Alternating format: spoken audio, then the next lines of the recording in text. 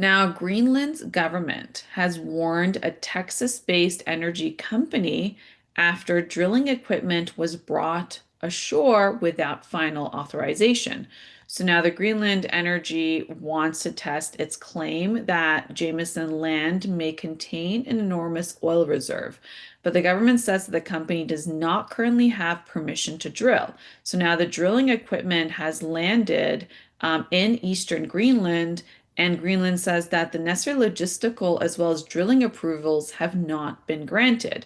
You have Greenland Energy claims that Jameson land could hold crude worth as much as 1 trillion US dollars.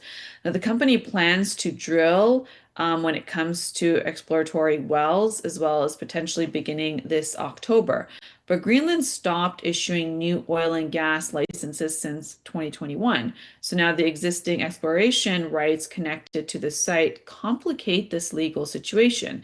Now, the company figures include individuals connected with President Trump's political circle. So now Greenland is an autonomous territory with the Kingdom of Denmark. So this is significant because the Arctic is becoming increasingly important because of the natural resources as well as emerging shipping routes through the Arctic and military geography. So you have President Trump, who has repeatedly spoken about bringing Greenland under US control, making the company's actions more politically sensitive than an ordinary regulatory dispute that could take place. Now, this is fundamentally a sovereignty story when it comes to Greenland because you've had President Trump openly say he wants to purchase Greenland, that Greenland should belong to the United States. So when you have this situation where you're moving equipment before receiving final approvals may create a commercial pressure, but it cannot substitute what is going to be this legal authorization that Greenland needs to give.